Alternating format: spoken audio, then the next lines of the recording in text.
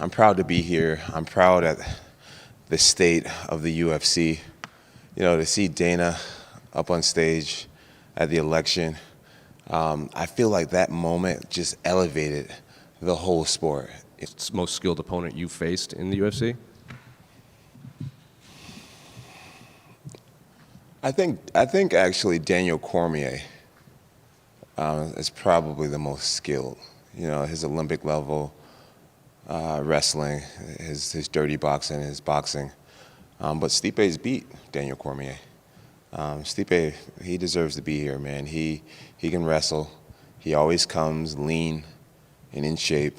He has great cardio, and he has that right hand. You know, whether it's the straight right, the overhand right, or the right uppercut, that's his real weapon. That's his ticket. You know, I don't want to sound arrogant, but I think what it is being so good at what I do that it's just almost never enough. And it's hard to compare to any other fighter because I don't think any other fighter in our sports history has ever had to deal with it. You know, I just beat Cyril Gain, and we can go back in a time machine and hear the way that people talked about Gain, his athleticism and his speed, and I mean what he did to Taitu Tavasa, and like, you know, and then as soon as I beat him, he's like, oh well, he wasn't that, or he's this, and like, so it's a very interesting place to be in. What are those fans getting wrong? Why are you not ducking Tom Aspinall? What are they reading wrong about this situation? Okay, so I feel like narratives have been created that just truly aren't there. You can't duck a man that you were never scheduled to fight. It's like saying you got turned down by a girl who you never even hit on. You know what I'm saying? It's like me and Dana and Hunter have never sat down and talked about Tom Aspinall. He's never been on my radar. Never. I mean, just a moment ago, it was him and Sergey that was fighting. And Sergey could be in this position right now, and I would still be in the same place of, I've beat people my whole career. You know what I mean? Like, when I beat Glover Teixeira, he was on a 20-fight winning streak.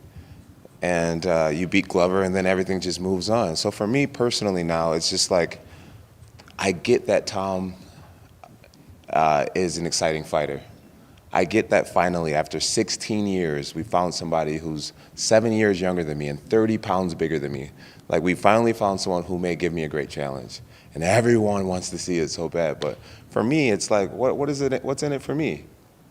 He changes nothing if I beat him.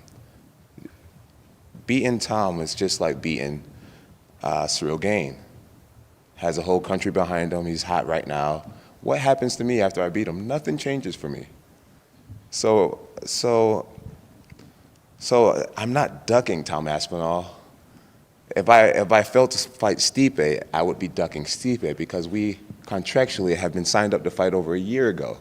This is Stipe's position. The Tom narrative came out of nowhere. He won a belt, and now suddenly I'm ducking him. I've never had negotiations to even fight him, if this makes sense. So the fans are just ignoring it. They're ignoring all logic, and they just have finally found someone that they think can compete with me, and everyone wants to see it now. Like I said, 7 years younger, like 35 pounds bigger than me, right? I get it. It's like, wow, this Jon's so good. We finally found someone way younger and way bigger than him. Let's see how he does against that. I get that narrative. But for me, if you were my manager, if you were on my team, why not fight against Pereira, a guy who's the same age as you, and we walk around the same exact size?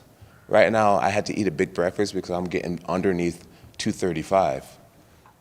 Pereira walks around at like 240, and he has magnificent accolades. Business-wise, it makes more sense. Fight I'm going to call him this, fight the nobody that may be more dangerous, or fight the guy with all the accolades.